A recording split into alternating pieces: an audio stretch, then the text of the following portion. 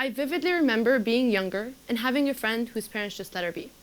They didn't really pay any attention to her. I remember her telling me things like, I watched a video on how to get her mom's attention, but nothing's working. She used to have breakdowns about how her mother doesn't love her. See, this made me curious. Why is it that parenting, something we all go through, so different from each person to person?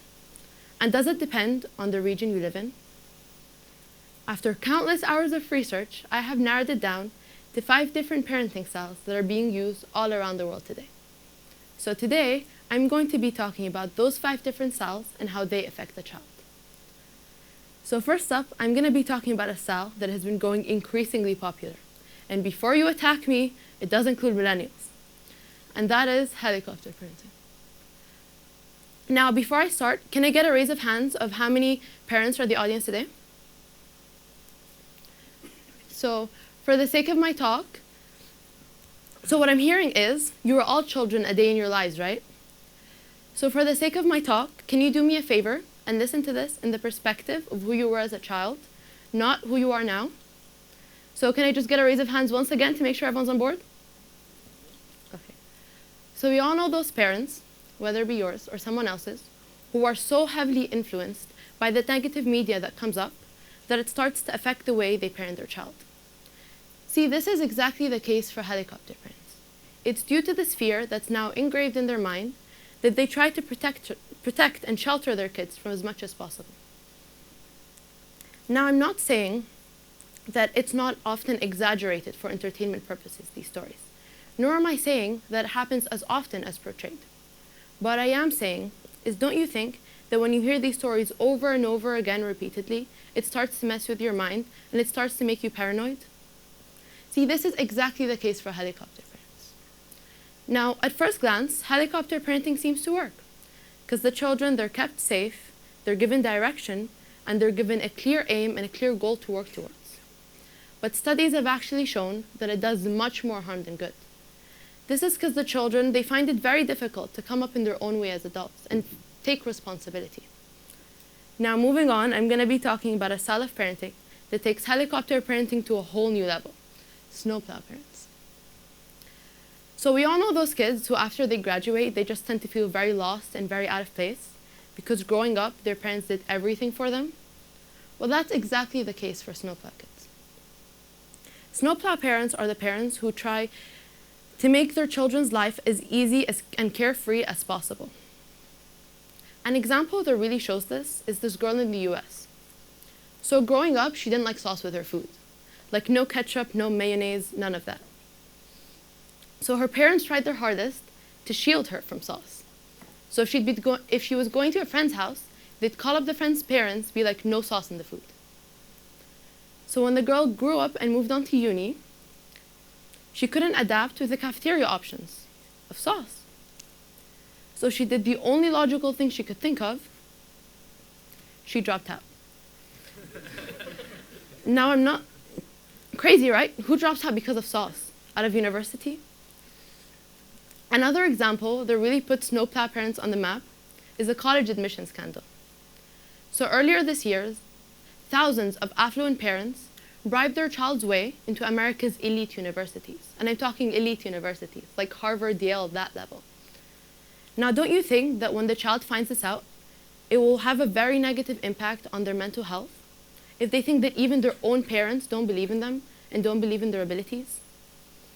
It's like, you know those times where you just feel like very lost and you just don't know what's going on? You feel so helpless. Now imagine going through that every single day of your life. It would suck, wouldn't it? This is why snowplow parenting is really a lose-lose situation. Because first, the parents, they waste all this time and energy that they've invested into the child.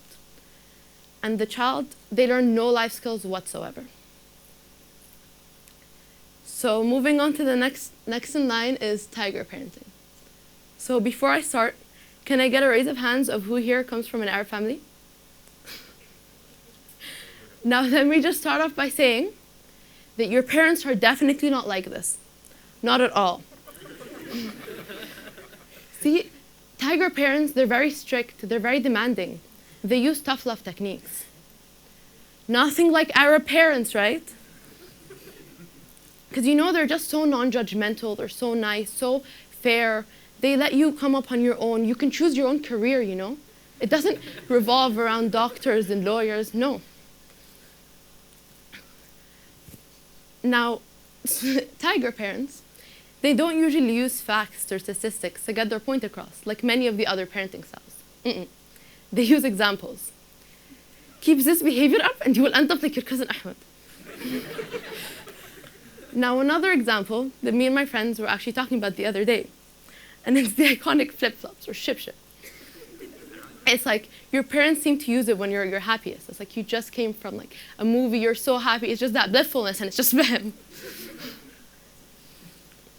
Now, I'm sure you're wondering, I think my parents are tiger parents. How do I know? Now, if you remember these, then ding, ding, ding, we have a winner. And you see that thing in the middle? Growing up, it was literally my best friend. Like, I had names for the different ones. It's like, tiger parenting is like, you know, in those situations where you just feel like all the control is not in your hands, it's just in someone else's hands. And it just results in you just giving up and stopping trying. Now, this is usually the case for tiger parents.